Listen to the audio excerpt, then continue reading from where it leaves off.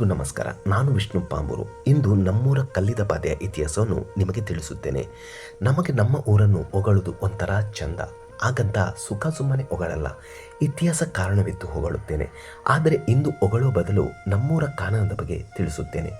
ನಾನು ಚಿಕ್ಕವನಿರಬೇಕಾದ್ರೆ ನಮ್ಮ ಮನೆ ಪಕ್ಕ ಗುಡ್ಡದಲ್ಲಿ ಬಂಡೆ ಒಳಗೆ ಚಿರತೆಗಳು, ಹುಲಿಗಳು ಇದ್ದವು ಅಂತ ಅಜ್ಜಿಯ ಮುದಿಬಾಯಲ್ಲಿ ಹೇಳಿದ್ದು ಕೇಳಿದ್ದು ನೆನಪು.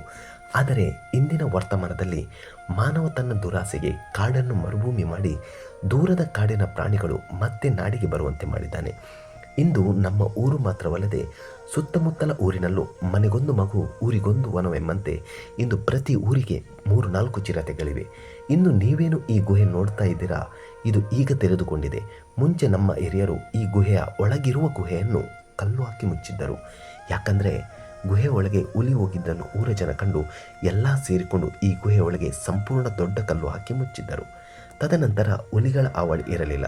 ಈ ಗುಹೆ ಸಾಕಷ್ಟು ದೊಡ್ಡದಿದೆ ಅಂತ ಹೇಳುತ್ತಾರೆ. ಇದನ್ನು ನಾನು ಸುಮಾರು 10 ವರ್ಷಗಳ ಹಿಂದೆ ಸದಾ ನೋಡ್ತಾ ಬಂದಿದ್ದೇನೆ. ಆದರೆ ನಮ್ಮ ಉನ್ನತ ಕಲಿಕೆಯು ನಿಧಾನಕ್ಕೆ ಶುರುವಾದ ನಂತರ ಇದರ ಹತ್ತಿರ ಬಂದಿಲ್ಲ.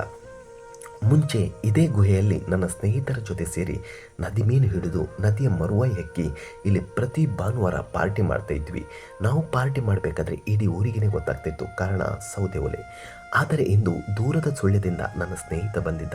ಅವನಿಗೆ ತೋರಿಸುವ ಅಂತ ಕರೆದುಕೊಂಡು ಬಂದರೆ ಆಗಲೇ ಗೊತ್ತಾಗಿದ್ದು ಇಲ್ಲಿ ಮತ್ತೆ ಚಿರತೆಗಳು, ಮುಳ್ಳು ಹಂದಿಗಳು ವಾಸ ಮಾಡಿವೆ ಅಂತ.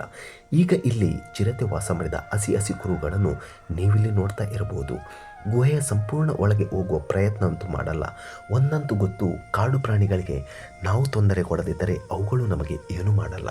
ಆ ಧೈರ್ಯದಿಂದ ಚಿತ್ರೀಕರಣ ಮಾಡ್ತಾ ಇದ್ದೇನೆ.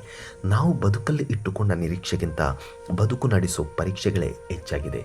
ಗೆದ್ದರೆ ಮುಂದಿನ ದಾರಿ ಸುಗಮ, ಸೋತರೆ ಬಾಳಿನ ಹೊಸ ಅಧ್ಯಾಯ ಉಗಮ ಹೇಳುತ್ತಾ ಇಂದಿನ ವಿಚಾರ ಮುಗಿಸಿ ಮುಂದಿನ ಹೊಸ ವಿಚಾರದೊಂದಿಗೆ ಬರುವೆ. ಅಲ್ಲಿವರೆಗೆ ನಮಸ್ಕಾರ.